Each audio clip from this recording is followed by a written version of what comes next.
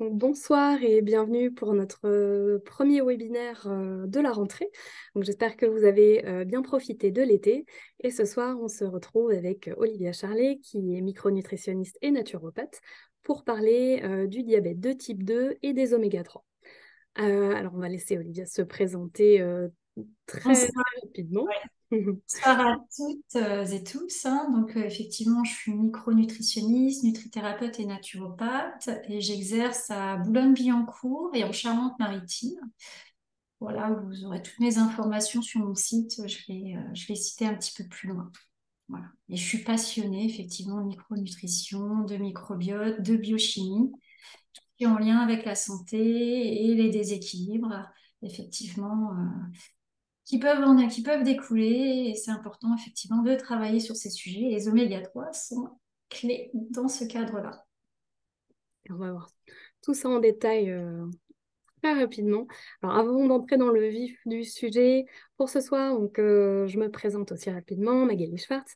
Donc, je travaille chez Norsan depuis 2020, depuis nos débuts en France. Et j'animerai le webinaire de ce soir avec Olivia. Je reviendrai un petit peu en fin de webinaire vous parler et vous présenter la gamme des produits Norsan. Et puis pour participer aussi aux questions-réponses.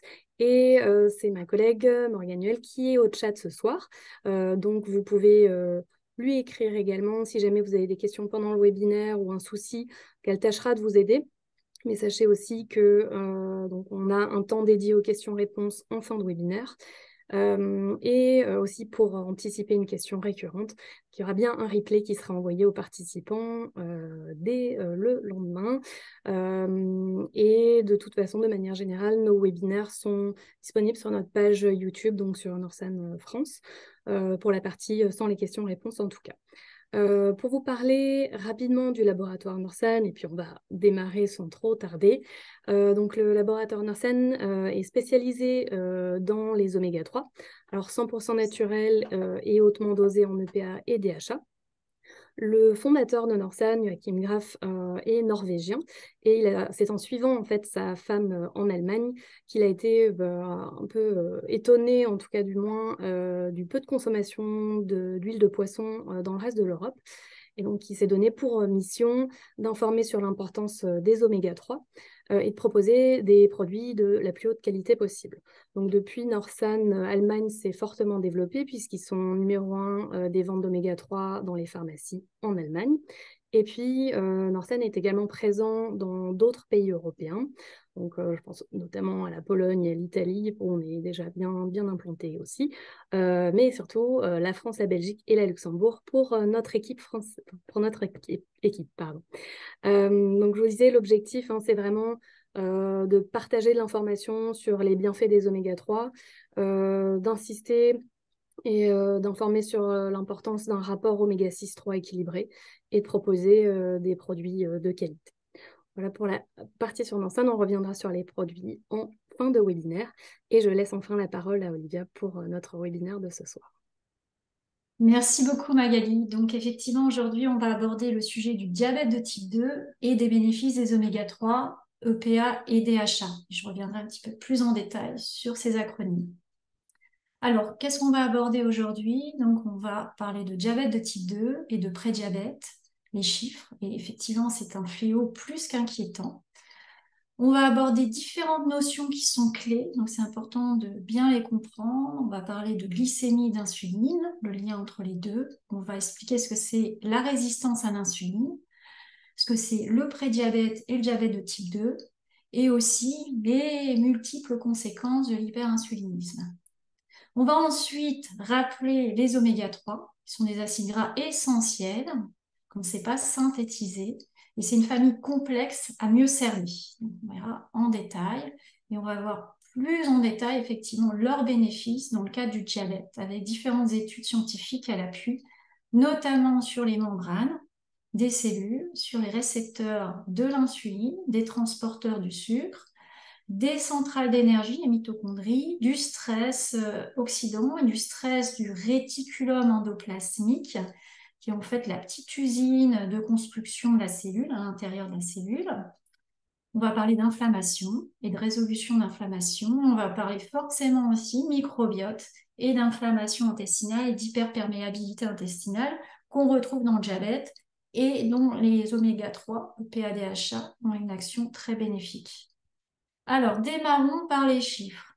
Effectivement, c'est une véritable fléau mondial parce qu'aujourd'hui, c'est un véritable fléau et un fardeau. C'est un coût, cette maladie, cette pathologie.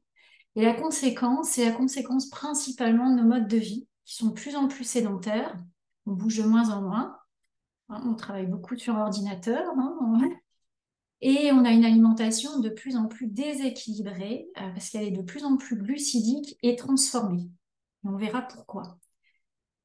C'est aussi en lien avec l'obésité, parce que l'obésité, selon les chiffres de l'OMS, elle a presque triplé depuis 1975, et un lien. Et c'est l'une des maladies chroniques les plus répandues, les plus coûteuses et les plus mortelles au monde. Et si on regarde les chiffres, si je prends les chiffres de la population mondiale, et on prend la catégorie d'âge de 20 à 79 ans, on retrouve en 2021 on a dénombré 537 millions d'adultes diabétiques. Hein. Ça représente 10,5% de la population mondiale, donc c'est pas rien. Et si on prend le nombre total de l'évolution qui est prévue, ce chiffre devrait passer à 643 millions en 2030 et en 2045, 783 millions. Donc ça ne fait que augmenter. Hein. Donc ça, c'est important d'avoir ça en tête parce que c'est vraiment un fléau. Et en supplément, on estime que 240 millions de personnes vivent avec un diabète qui est non diagnostiqué finalement. Ce qui signifie qu'un adulte sur deux atteint de diabète ne le sait pas, l'ignore. Donc c'est beaucoup. Alors si on prend, là c'était les chiffres mondiaux, si on prend les chiffres en Europe, c'est pas mieux. Hein. On a un adulte sur 11 qui souffre de diabète, 61 millions de personnes. Une personne sur trois est atteinte de diabète et l'ignore. Et aussi, il y a une naissance sur 7 qui est affectée par l'hyperglycémie durant la grossesse. Hein, donc le diabète gestationnel. Et ça va avoir des conséquences sur l'enfant. Donc c'est important aussi de le mentionner. Si on prend les chiffres en 2019 sur la France, maintenant, on va se focaliser sur la France. On est à près de 4 millions de personnes qui ont été identifiées diabétiques, hein, si on prend les chiffres de la sécurité sociale. Il y a plus de 3,5 millions de personnes qui sont déjà traitées par médicaments pour cette pathologie, ce qui correspond à 5,3% de la population française. Alors en France, ce sont les hommes les plus touchés, sauf pour les territoires d'outre-mer où ce sont les femmes. Voilà pour les chiffres, hein, qui sont effectivement assez conséquents. Alors, ces chiffres, ils sont en lien avec une industrie qui est très prolifère et très puissante dans le monde, qui est l'industrie du sucre. Et effectivement, il a été dénoncé en 2016 par des scientifiques dans un journal très réputé au niveau scientifique qui s'appelle la JAMA Internal Medicine, comme quoi dans les années 60, l'industrie sucrière, elle a payé des scientifiques pour minimiser le lien entre le sucre et les maladies cardiovasculaires et accuser le méchant loup, les graisses, hein, notamment les graisses saturées.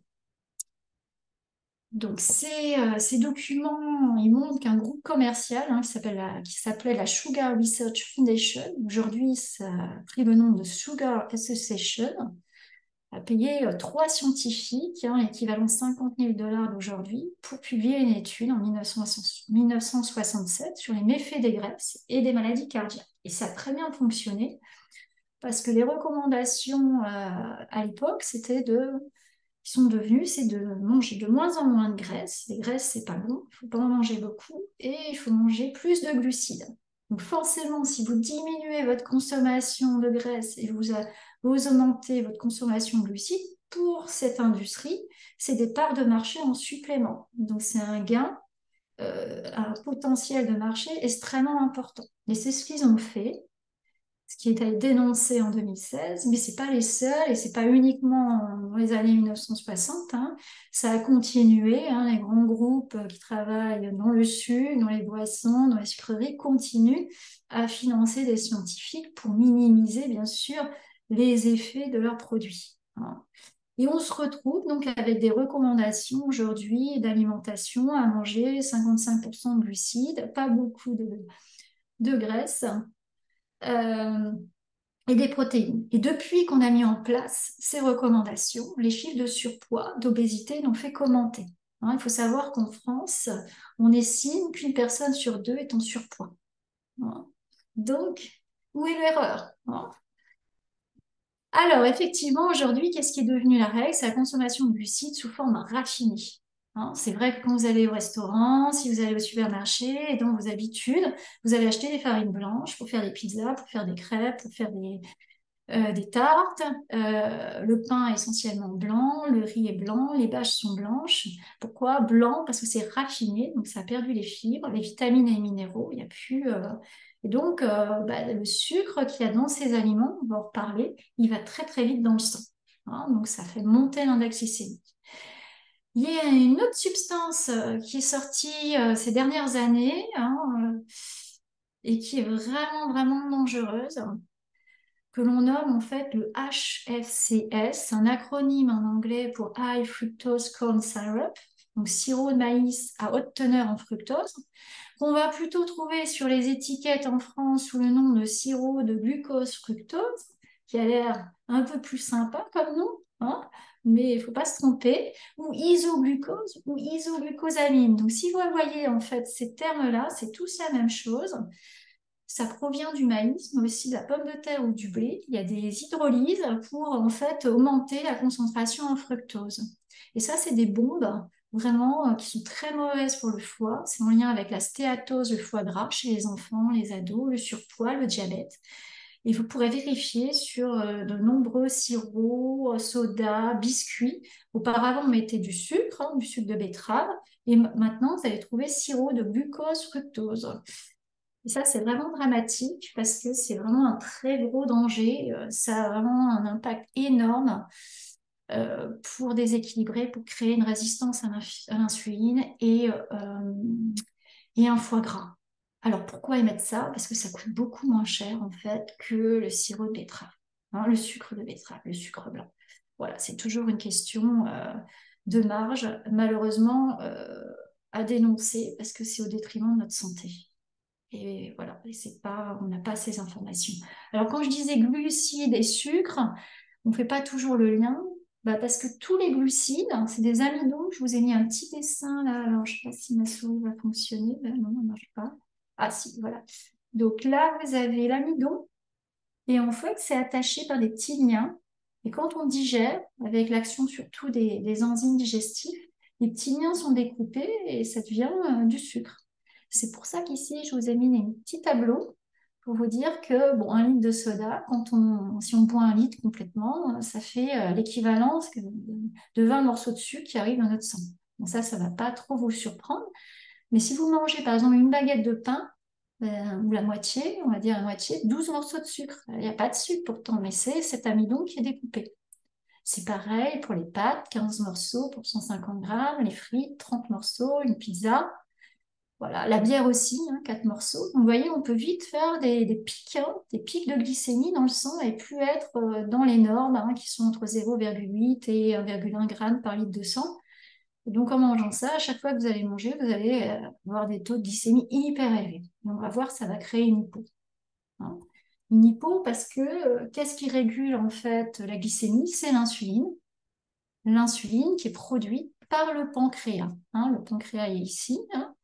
Le pancréas, il fabrique des enzymes digestives pour digérer et il fabrique des hormones. Ce n'est pas les mêmes cellules, c'est les IBO qui s'appellent de Langerhans. Ils fabriquent plusieurs types d'hormones, notamment l'insuline, et c'est les cellules bêta qui fabriquent l'insuline. Donc l'insuline, elle est fabriquée par le pancréas, elle est stockée en fait dans des petites vésicules en fonction du besoin. Et elle va être libérée en fait quand le taux de glucose dans le sang, il va monter, quand il va dépasser un certain seuil. Parce que c'est la seule hormone actuelle qu'on connaisse qui a une action hypoglycémiante. Elle fait baisser le taux de sucre dans le sang. Voilà.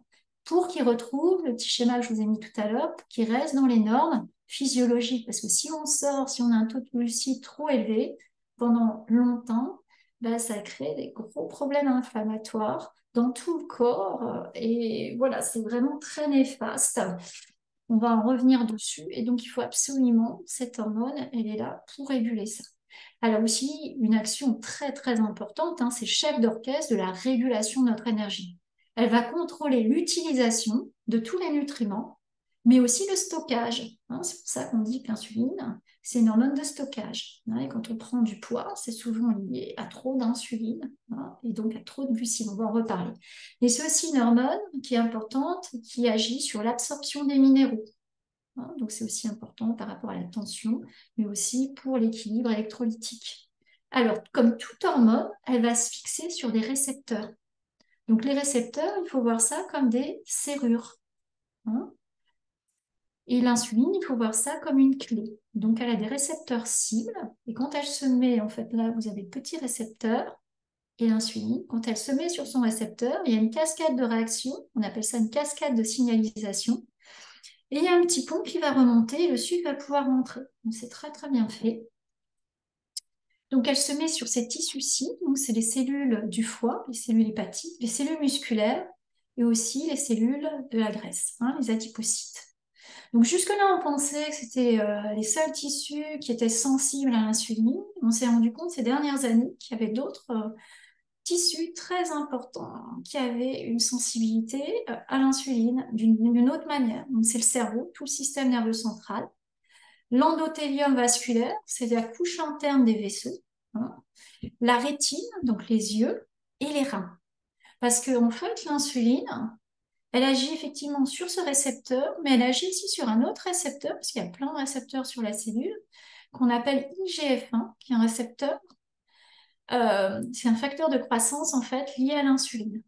Et en fait, cet IGF-1, il est exprimé dans tout le cerveau pour maintenir la santé, le bon fonctionnement du système nerveux. Mais par contre, s'il est trop activé, c'est là où ça va créer des problèmes dégénératifs, des problèmes de cognition, des problèmes inflammatoires.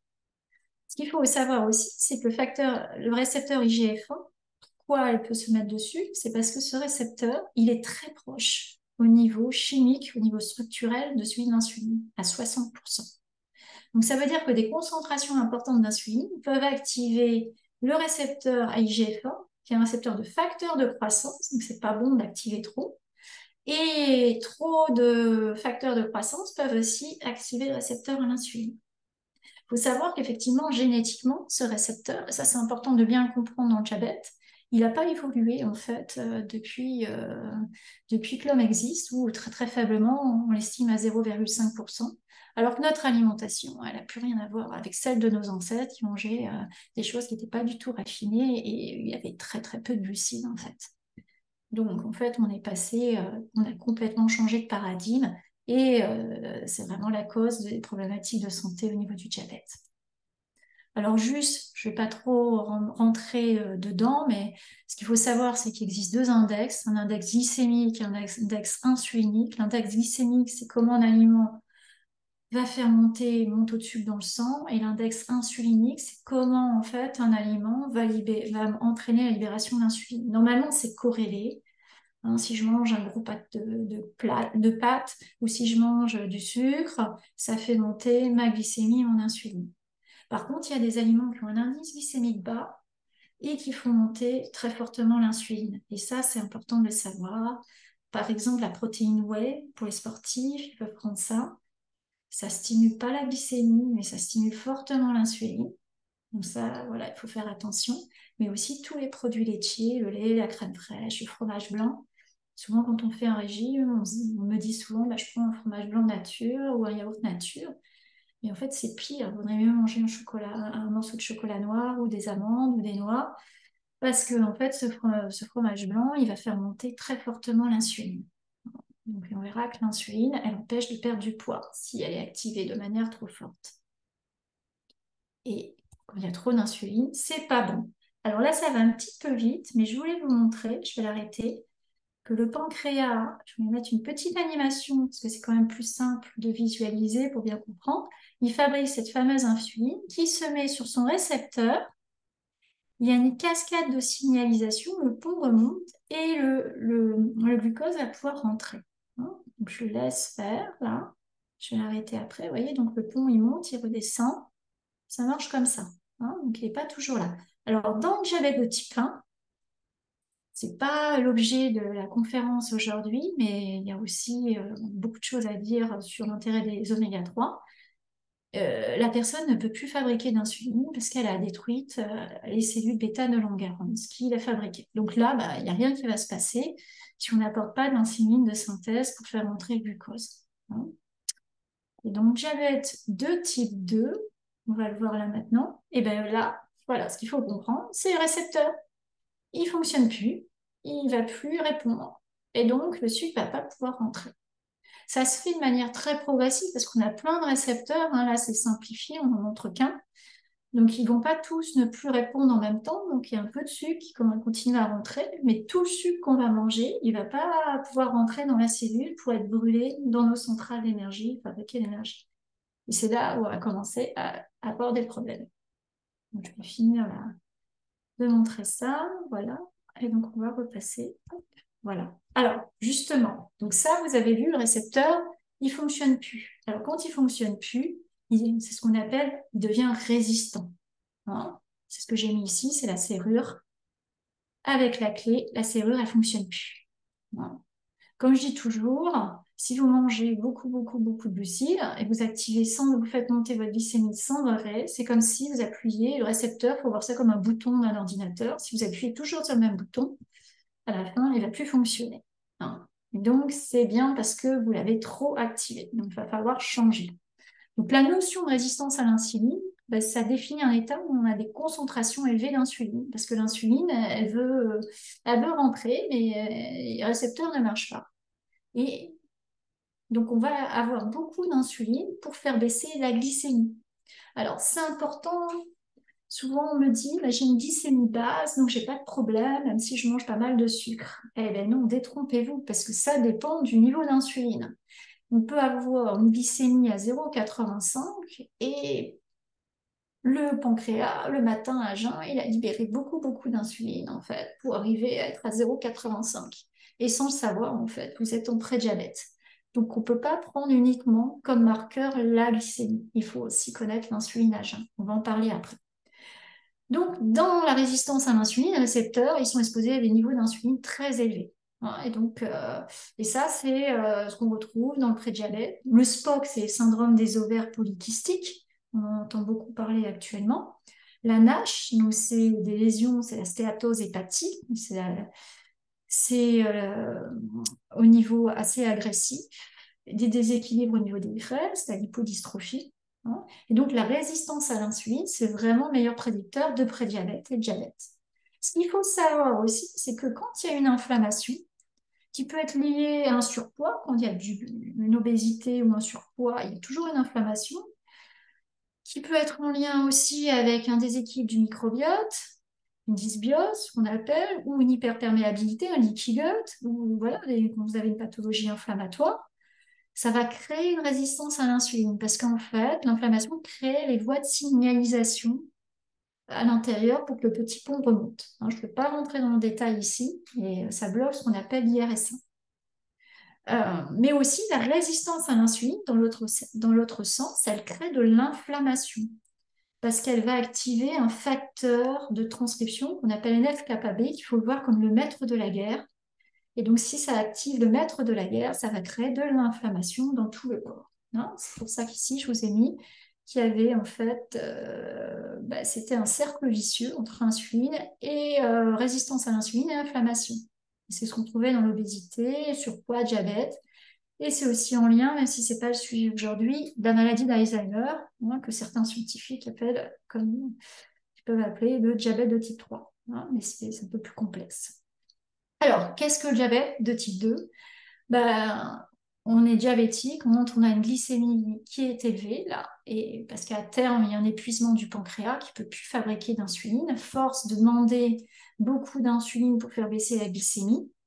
donc d'être en hyperinsulinisme, à un moment donné, ce qui va se passer, c'est que le pancréas va plus pouvoir donner, va s'épuiser et la glycémie va monter. C'est souvent là où est diagnostiqué diabète de type 2. Mais c'est quand même beaucoup mieux de le voir bien avant en regardant la glycémie et l'insuline et voir si le niveau de sensibilité. Hein, donc les récepteurs ne sont plus sensibles, le sucre ne rentre plus dans la cellule ou pas suffisamment. Donc ça, c'est ce que je vous ai expliqué. Et ce qu'il faut comprendre, c'est que si le sucre ne rentre pas pour être brûlé pour fabriquer de l'énergie, il est ramené par l'insuline au foie, qui va le stocker, en fait, le foie va le transformer en graisse, en triglycérides. C'est comme ça qu'on prend du poids, parce que c'est une réserve d'énergie. Il faut savoir que l'insuline, c'était une hormone extrêmement importante euh, pour la subsistance de l'être humain, parce qu'on a eu des périodes de famine, on ne trouvait pas à manger. Et donc, quand on trouvait à manger, il fallait pouvoir stocker pour pouvoir subsister.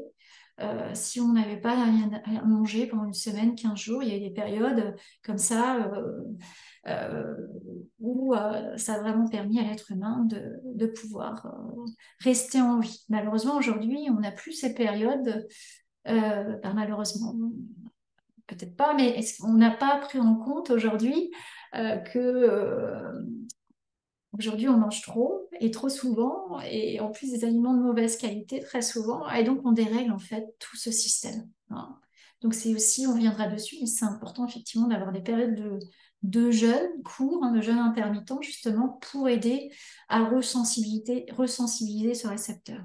Alors, la question qu'on peut se demander, souvent qu'on pose, c'est comment savoir si on est résistant à l'insuline. Donc là, je vous ai mis, je ne vais pas rentrer trop dans le détail, mais le plus important, c'est de savoir, vous pouvez demander, et c'est remboursé, vous pouvez faire dans n'importe quel labo, l'indice OMA, hein, qui est ici, qui est un indice de résistance à l'insuline. Donc si vous commencez à être supérieur à 1,8, 2, c'est déjà qu'il y a une résistance qui est établie. Un supérieur à 4, vous êtes en diabète, supérieur à 6, vous êtes bien installé. Et l'indice QI, c'est un indice de sensibilité à l'insuline.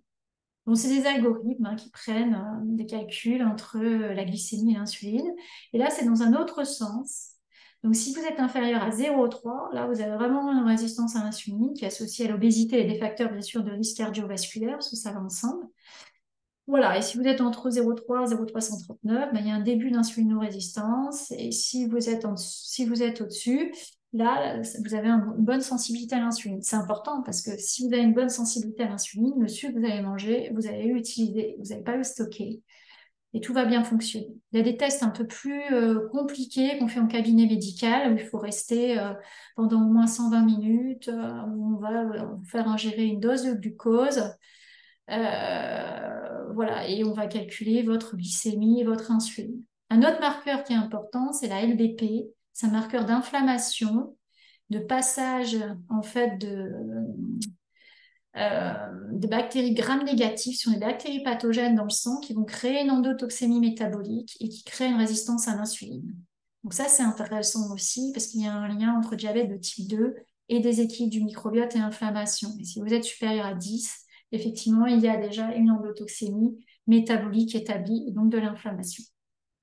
Voilà, il y a beaucoup de conséquences en hyperinsulinie. Je ne vais pas pouvoir, parce que ce n'est pas le sujet ici, trop détaillé. Mais il faut savoir que si on a trop d'insuline, si on libère trop d'insuline en permanence, on appelle ça un silent killer, donc un tueur silencieux, effectivement, il ne fait pas de bruit, on ne le sait pas, mais ça accélère le vieillissement prématuré, c'est en lien avec énormément de pathologies. Hein. Là, je vous ai mis hyperinsulinisme, insulinorésistance, diabète de type 2, obésité, cancer, athérosclérose, hypertension, inflammation. Hein.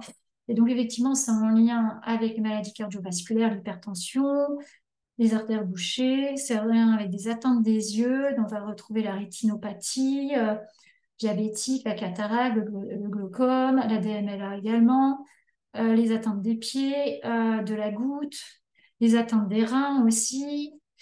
Ça touche le foie, on en a parlé, le foie gras, avec des lésions qui peuvent aller jusqu'au cancer. Donc il y a des dérèglements hormonaux, autant chez la femme que l'homme, mais dans l'autre sens, chez la femme, ça crée de l'androgénie, ça crée de l'infertilité, on a parlé des kystes ovariens, donc ça crée des cycles anovulatoires, donc il n'y a pas d'ovulation.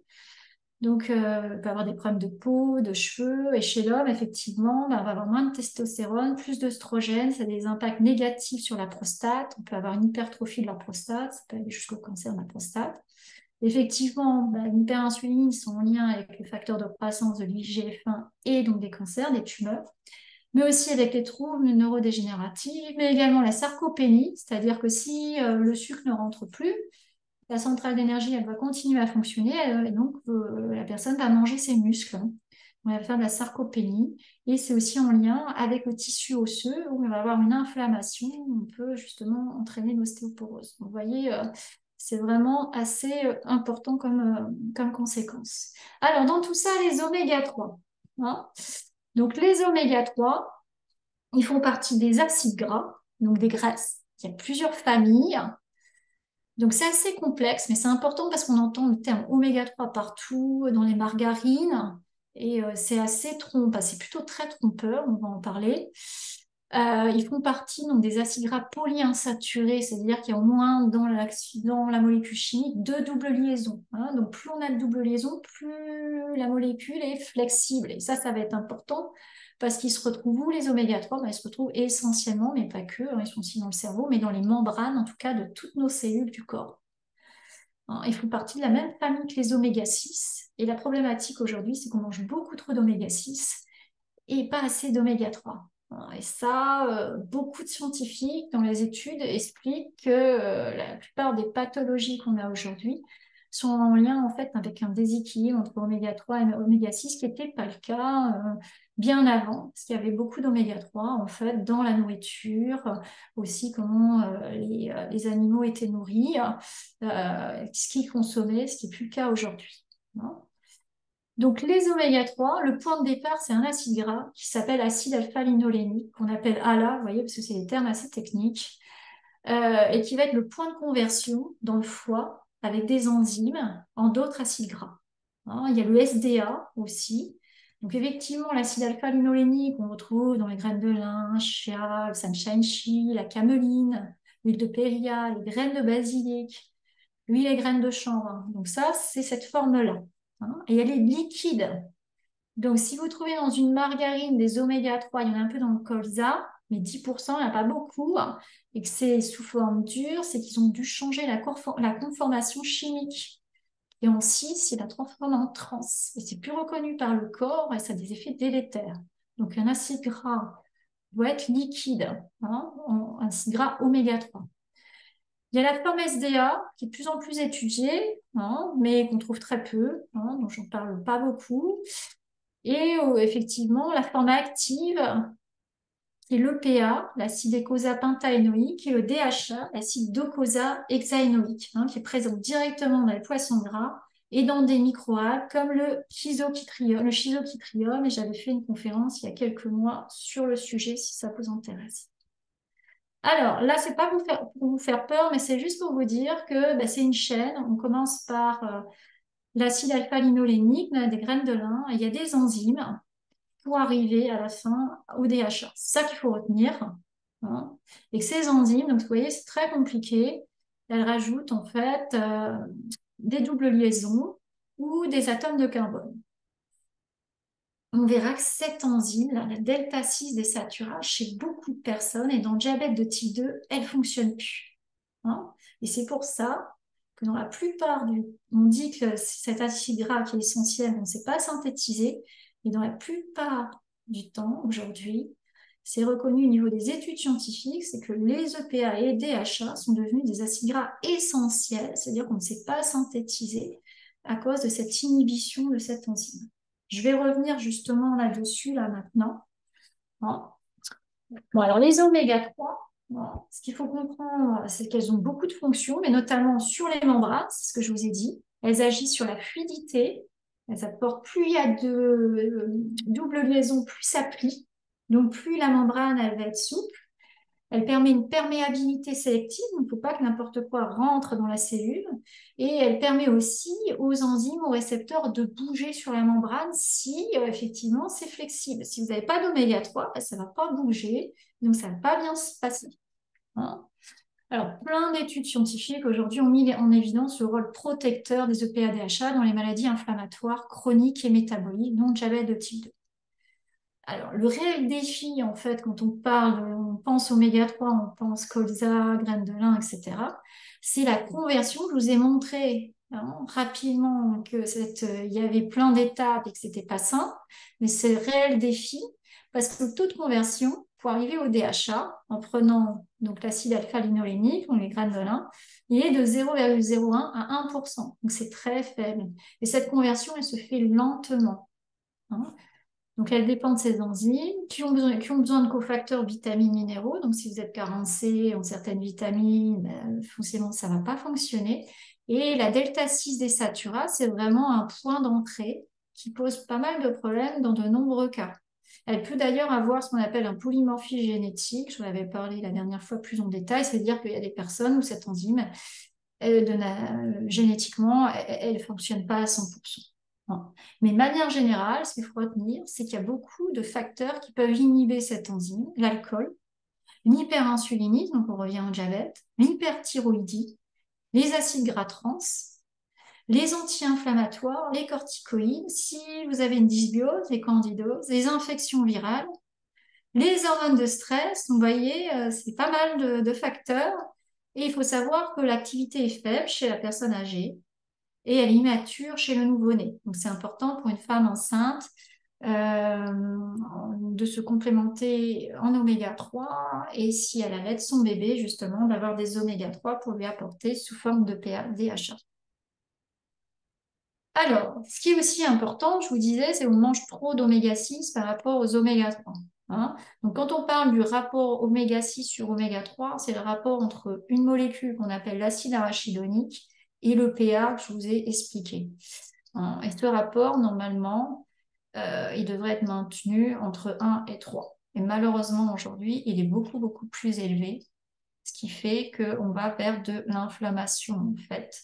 Si ce rapport, il augmente, ça veut dire que si on a une inflammation, toute inflammation, elle va être amplifiée, exacerbée. On appelle ça un stress inflammatoire. Donc, tout part de la membrane. Et vous avez en fait des molécules très actives en fait qui vont en fait agir. Donc par rapport aux oméga 3, il y a des prostaglandines de type 3 et aux oméga 6, des prostaglandines de type 2. Et en fait, ce qu'il faut savoir, c'est que les molécules de signalisation qui proviennent des oméga 3, ils sont beaucoup, beaucoup moins inflammatoires. C'est pour ça qu'on dit que le résultat net, c'est une réduction de l'intensité de la réponse inflammatoire.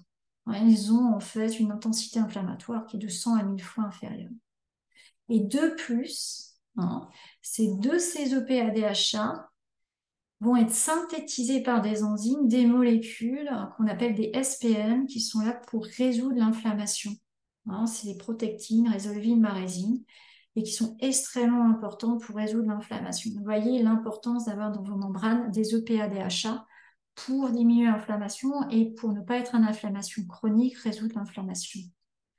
Donc là, vous voyez que ce qu'on retrouve, c'est l'importance de la fluidité membranaire dans le diabète de type 2 parce que vous avez ces récepteurs qui traversent la membrane, les récepteurs insuline, et que si vous avez beaucoup d'oméga 3, je vous ai mis un petit dessin là, je vais le montrer avant.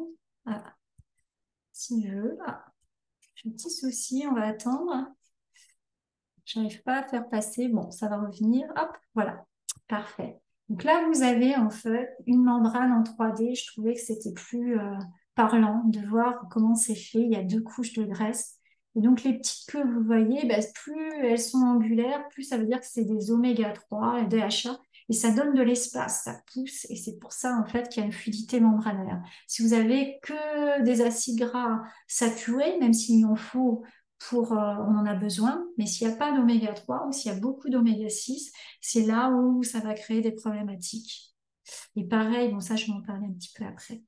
Alors vous voyez donc cette fluidité membranaire est extrêmement importante et elle provient essentiellement des EPA-DHA qui vont rendre en fait cette membrane plus flexible, qui vont permettre en fait à ces récepteurs de bouger, aux transporteurs aussi de se mettre au bon endroit.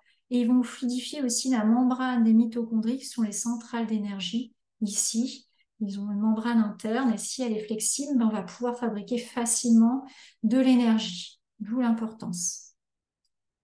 Alors, j'essaye d'aller vite parce que je vois le temps qui passe. Les oméga 3, les EPA-DHA, ils ont aussi une action épigénétique, hein. Donc, c'est des agents thérapeutiques justement sur le diabète de type 2 parce que c'est des régulateurs. Alors, sans entrer trop dans le détail, c'est des régulateurs d'une molécule, un facteur de transcription qui s'appelle PIPAR. Et qu'est-ce que ça va faire? Ben, ça réduit les triglycérides. Voilà, parce qu'ils vont activer le PIPAR-alpha et ça augmente le bon cholestérol, l'HDL.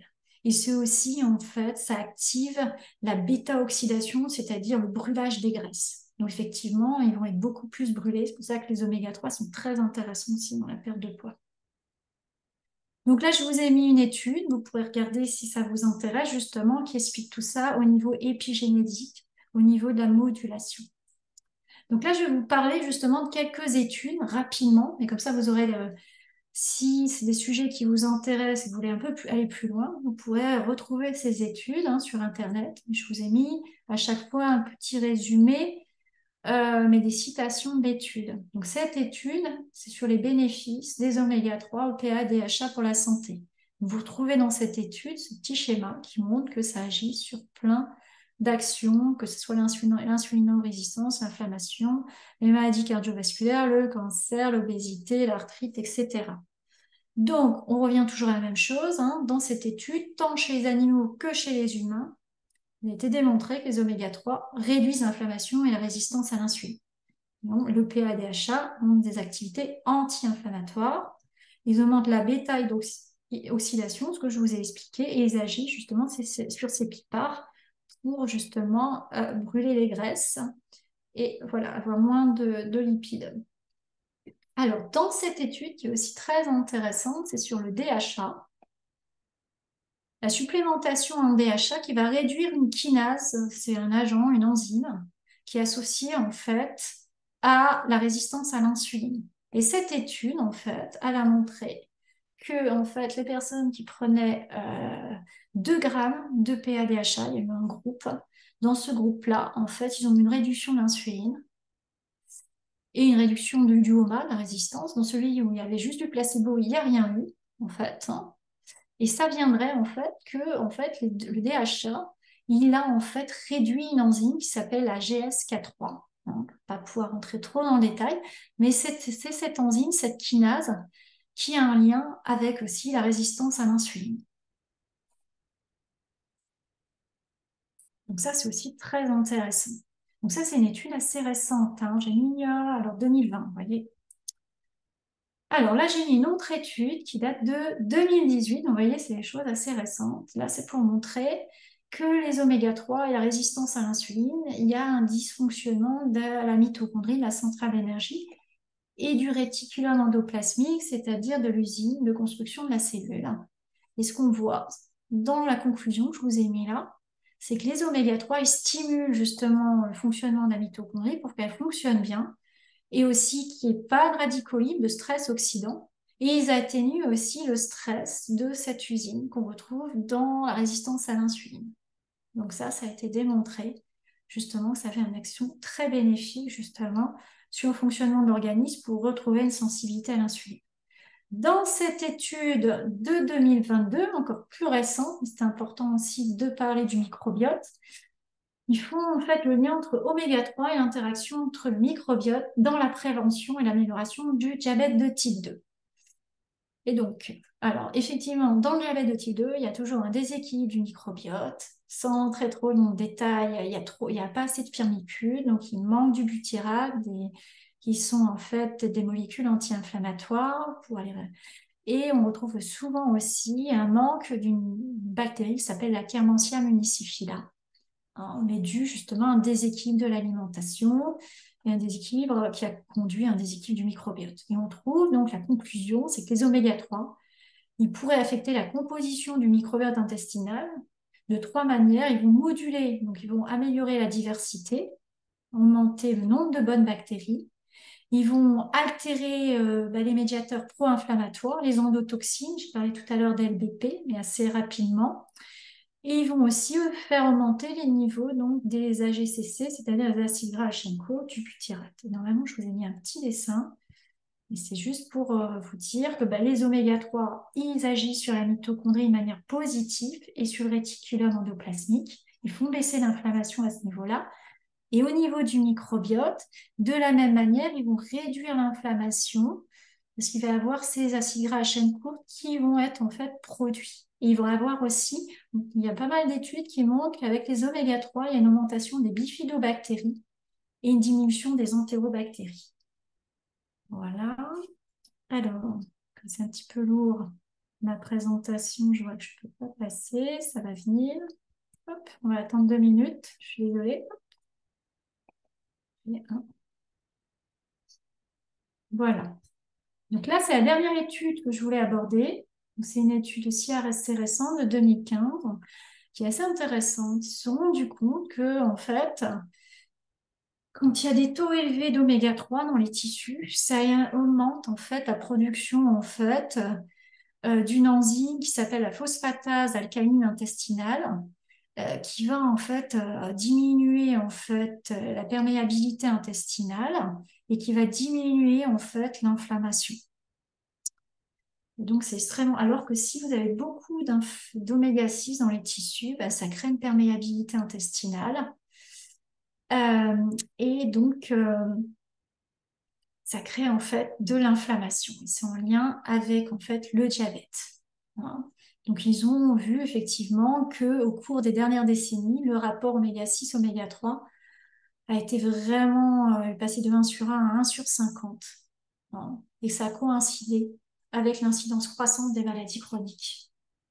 Donc je vous résume ça, mais c'est des pages et des pages. Hein. Voilà, et donc là, c'est le petit schéma qui vient de cette étude, qui dit un peu la même chose. C'est qu'effectivement, en fait, ils vont, avec les oméga 3, ça augmente les bifidobactéries, ça baisse les Escherichia coli qui attaquent la muqueuse et qui créent de l'inflammation, donc ça diminue l'endotoxémie métabolique, ça diminue tous les facteurs de croissance, donc l'inflammation chronique diminue, et donc, on va avoir, ça va être toute l'inflammation, le syndrome métabolique au niveau du foie, de la graisse, des muscles, va diminuer. Tout ça par l'apport d'oméga 3.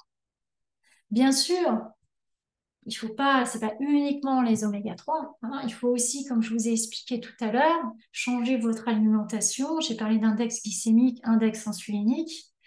Donc, ce qui est recommandé serait l'objet de mon prochain livre. Pour renverser le diabète de type 2, c'est une alimentation pauvre en glucides, un index insulinique bas, donc c'est autour de 30 à 35 grammes de glucides nets, riche en fibres, autour de 30 grammes, avec des bonnes graisses, et donc un bon apport en oméga 3, EPA, DHA, autour de 2 grammes par jour, parce qu'ils sont essentiels. D'essayer d'avoir au moins 12 à 13 heures de jeûne entre son dîner et son petit déjeuner pour laisser du temps de repos aux récepteurs à insuline, c'est extrêmement important. D'avoir une alimentation riche en prébiotiques, en anti-inflammatoires, donc avec des polyphénols, de bouger, hein, d'avoir une activité physique, parce qu'il faut effectivement utiliser ce sucre, il faut que l'organisme fonctionne, de ne pas manger trop tard, hein, à chaque fois qu'on peut, de respecter les cycles circadiens, ça veut dire pas aller se coucher trop tard, avoir un équilibre de vie, ce qui n'est pas simple actuellement. Hein. Et puis, dans la pratique de la micronutrition, on va se focaliser justement sur la prise en charge de l'inflammation de bas grade. Donc, les EPA-DHA vont être un outil très, très important.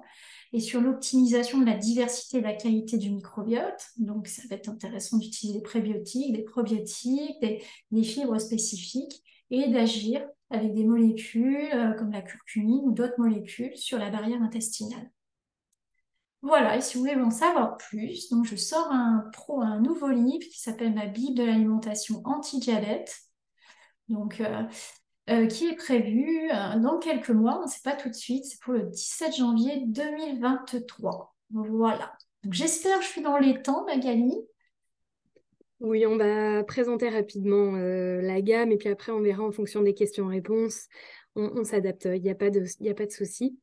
Alors si on peut peut-être passer sur la slide des oméga 3 de Norsan. Je vous présente les différents produits, les différentes gammes qu'on a. Ensuite, n'hésitez pas pendant ce temps à écrire dans le chat si vous avez des questions ou à lever la main. On tâchera de répondre aux questions aussi et on va faire en fonction du temps qui nous reste.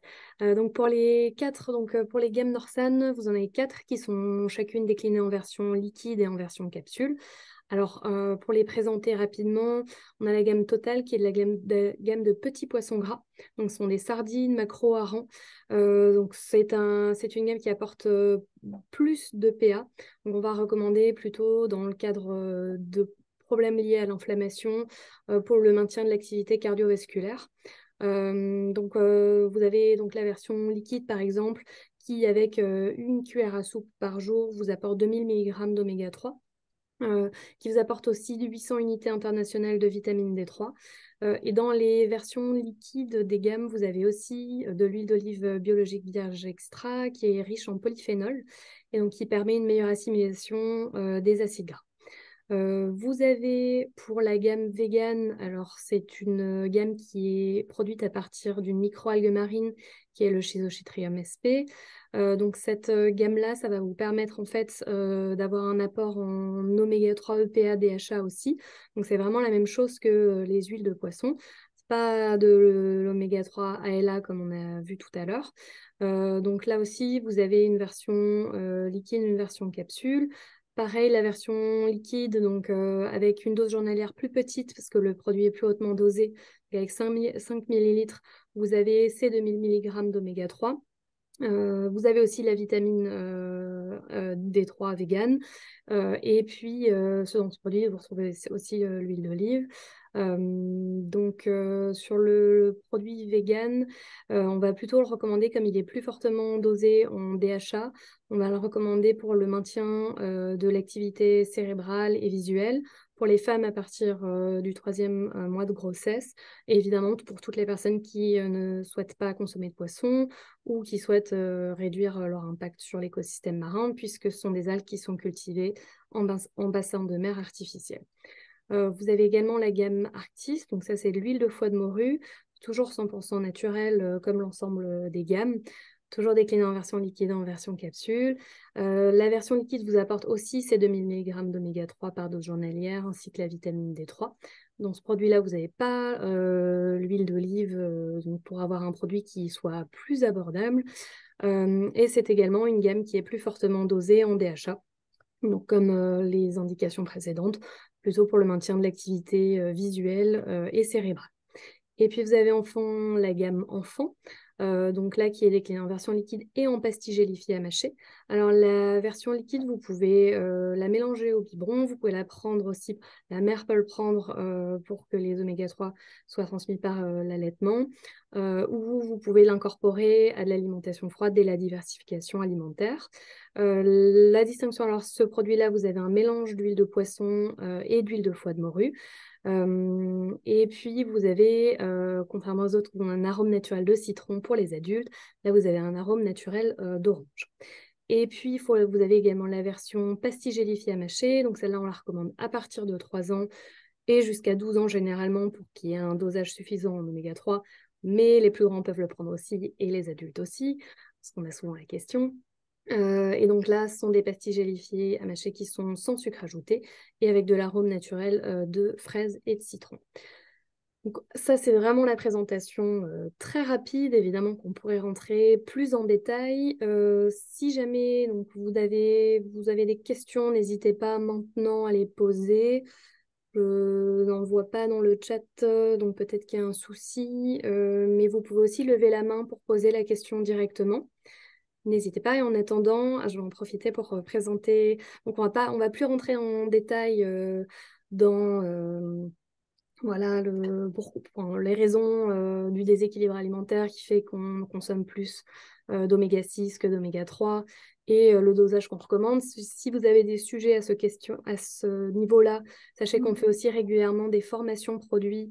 Donc, on vous envoie des invitations. Donc là, n'hésitez pas à vous inscrire. Comme ça, on peut se prendre plus de temps pour répondre à ces différentes questions. Si peut-être en attendant d'éventuelles questions, on peut passer on peut avancer un peu Oui, oui, avec n'hésitez différentes... pas à poser des questions, hein, voilà. Ouais. Il n'y a pas de Euh, questions, voilà, hein, je suis passée très vite sur plein de sujets, oui. donc Je sais qu'on, voilà, même si on a peu de temps, donc n'hésitez pas à poser d'autres questions. Donc si on peut peut-être aller sur la dernière slide de la présentation Norsen, je vais simplement passer en revue les éléments auxquels il faut faire attention aussi dans le choix de prise d'oméga 3. Voilà, c'est ce slide que j'avais en tête. Donc en fait, ce sont des points essentiels donc auquel il faut faire attention quand on veut choisir son complément. Donc ça va être de vérifier le dosage en oméga 3 et en EPA-DHA, parce que ça, c'est vraiment l'indicateur le plus facile. Donc, généralement, sur les étiquettes, vous avez toutes les informations nécessaires. Nous, on préconise un apport de 2000 mg par jour d'oméga 3. Ça, c'est basé en fait sur des études et sur l'analyse des acides gras qu'on a pu faire à l'aide du laboratoire partenaire Omega Metrix. Donc voilà, mais ensuite, allez regarder dans le détail s'il y a suffisamment de pH, suffisamment de DHA, au moins de 150 mg par jour, vraiment au minimum, pour commencer à avoir les bienfaits des oméga 3. On insiste généralement chez Norsan aussi sur le côté naturel, parce que vous avez beaucoup de produits qui sont concentrés chimiquement, donc il y a une modification chimique qui est faite pour augmenter le dosage en oméga 3. Donc voilà, nous on prône les oméga 3 sous leur forme la plus naturelle possible, sous forme de triglycérides aussi surtout. Donc comme vous allez en fait retrouver les oméga 3 en consommant du poisson. Il faut pas, je t'interromps, il faut pas qu'ils soient oxydés. Donc effectivement, la qualité des oméga 3 est extrêmement importante, hein. Voilà. Donc il y a Absolument. des labels, je ne sais pas si vous aviez. J'ai bien, absolument. Mais aussi sur le côté oxydé, c'est vrai que vous avez parfois des labels qui font une modification chimique pour augmenter le dosage, encore une autre modification chimique pour modifier le Totox. Donc c'est vrai que là, au moins, sur le côté 100% naturel, vous êtes tranquille sur ces modifications-là. Ensuite, ça va être les gages, les indicateurs de qualité, de pureté. Alors, on pense aussi évidemment à l'indice Totox, donc c'est l'indice d'oxydation dont on parlait. Plus l'indice Totox est faible et plus l'huile sera fraîche et de qualité, et donc moins vous aurez de renvoi ou d'odeur désagréable de poisson. C'est vrai que généralement, notamment quand on parle d'huile de foie de morue, on a une réaction anticipée parce qu'il y a eu pendant longtemps en fait, de l'huile de foie de morue rance qui était distribuée.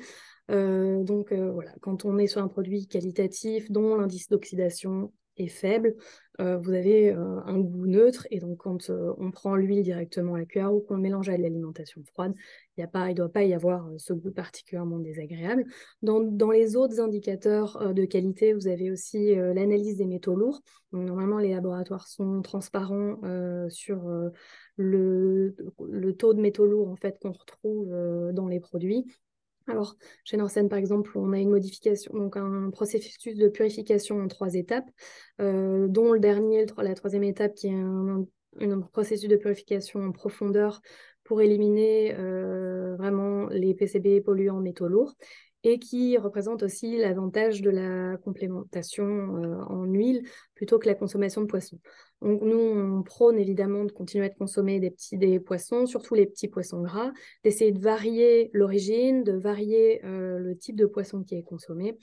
Mais c'est vrai que même l'ANSES recommande de ne pas en consommer plus de 2 fois par semaine, justement en raison de la pollution des océans. Donc, voilà, ça, c'est un avantage de l'huile de poisson quand elle est purifiée correctement. Donc là, vous n'avez vraiment plus que des traces. Donc ça, c'était très résumé, très rapide. Évidemment, vous avez aussi des certifications.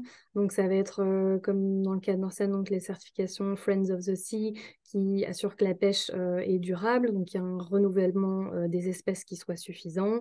Et l'indicateur IFOS qui fait une analyse donc, indépendante des huiles de poisson, donc pour laquelle on a une note de 5 sur 5 sur l'ensemble des critères IFOS.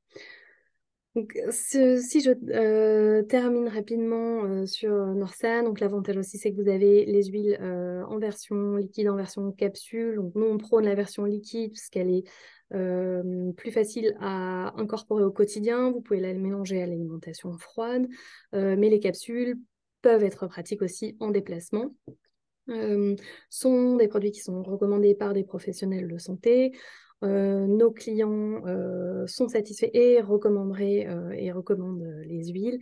Et puis, on a également des sportifs de haut niveau qui consomment régulièrement nos produits Norsal. Alors, bon, voilà, si jamais vous avez encore des questions, n'hésitez pas, je sais qu'on est à la fin du webinaire. On va simplement passer en vue les différentes slides suivantes. Voilà, vous avez nos coordonnées aussi. Si vous avez des questions qui vous viennent suite au visionnage du webinaire ou du replay. On sait que vous êtes aussi nombreux à attendre le replay et à le regarder tranquillement chez vous pour pouvoir faire pause. Donc, vous avez nos numéros de téléphone, nos adresses mail, les sites internet sur lesquels vous pourrez retrouver des informations. Et n'hésitez vraiment pas, s'il y a des points qui n'ont pas été suffisamment clairs ou sur lesquels vous souhaitez avoir davantage de détails, de nous appeler ou de nous écrire. On se fera un plaisir d'y répondre. Et en tout cas, vu l'heure, je vous remercie de votre participation, de votre écoute. Et puis, je laisse encore rapidement la parole à Olivia, peut-être aussi. Oui, j'espère que ça a plu à tout le monde. Voilà, vous pouvez regarder toutes ces études. Voilà, je vous remercie. Voilà. Merci. Ok. Merci en tout cas, Olivia. N'hésitez pas, voilà, si vous avez des questions à revenir vers Magali ou vers moi, il n'y a aucun souci. C'est vrai. Merci en tout cas aussi, Olivia, pour la présentation. Il y a beaucoup d'informations, notamment les études. Vous voulez peut-être aussi faire pause, regarder. Donc, Oui, oui, on aurait pu passer beaucoup plus de temps. Voilà, j'aurais pu vous expliquer plus. Mais voilà, voilà, j'ai voulu vous donner beaucoup d'informations, d'avoir une vision actuelle de ce qu'on a en 2023 comme information sur le sujet. Et donc, effectivement, il y avait beaucoup d'informations à condenser. mais au moins, c'était très complet. Donc, en tout cas, merci vraiment à tout le monde pour votre présence ce soir. Et puis, on se dit à très bientôt pour le prochain webinaire. À bientôt, au revoir. Au revoir. Bonne soirée.